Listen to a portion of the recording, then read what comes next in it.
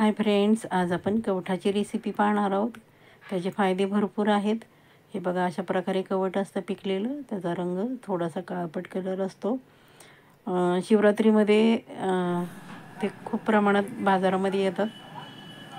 त्याचे फायदे पण भरपूर आहेत। त्याला हिंदीमध्ये खैता म्हणतात आणि इंग्लिशमध्ये ॲपलवूड म्हणतात। कवठ खाण्याने आपलं पोट साफ होतं, बद्धकोष्ठतेचा त्रास कमी होतो, पित्त कमी होतं त्याने आणि वजन कमी करण्यासाठी पण त्याचा उपयोग होतो। तो तुम्हाला जर खोकला येत असेल ना, तर तुम्ही पूर्ण एक कवठ खायचं आहे। त्यामध्ये एक अशी बी असते की त्याने तुमचा खोकला पूर्णपणे बंद होतो। त्यामध्ये विटॅमिन सीचं प्रमाण भरपूर असतं कवठामध्ये। हे बघा, अशा प्रकारे पिकलेलं असतं। गोडसर आंबट असतं। खूप पिकलेलं असेल ना तर ते गोड आणि आंबट लागतं। शक्यतो पिकलेलंच घ्यायचं, त्याची छान चटणी लागते। अशा प्रकारे मी ठोंब्याने फोडून घेते आहे।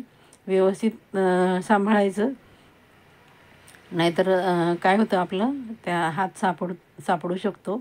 काळजी घ्यायची आहे कवठ फोडताना। हे बघा, अशा प्रकारे पिकलेलं कवठ असं निघतं।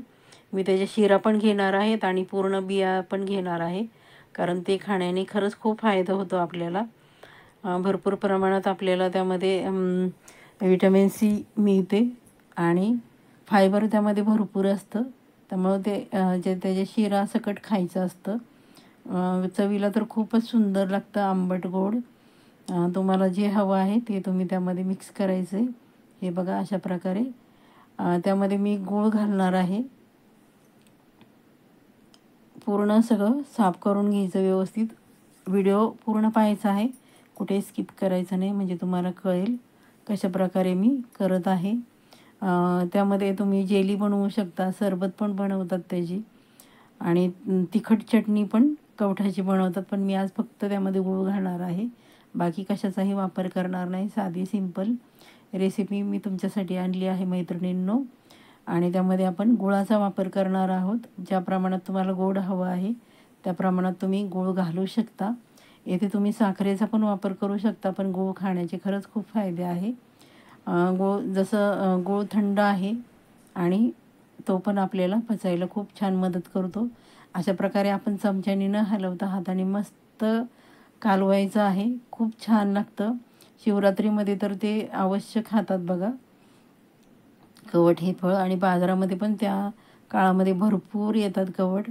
त्यामुळं वर्षातून एकदा नाही, जेव्हा तुम्हाला मिळेल ना तेव्हा तुम्ही अवश्य कवठाचं सेवन करायचं आहे। माझा व्हिडिओ तुम्ही शेवटपर्यंत पाहता त्याबद्दल सर्वांचे मनापासून खूप खूप खूप धन्यवाद। चला तर मैत्रिणींनो, पटापट लाईक करा, सबस्क्राईब करा आणि बेल आयकॉनचं बटन प्रेस करायला अजिबात विसरायचं नाही। स्वस्त राहा, मस्त खा। सर्वांनी स्वतःची काळजी घ्या, कुटुंबाची काळजी घ्या। Bye bye.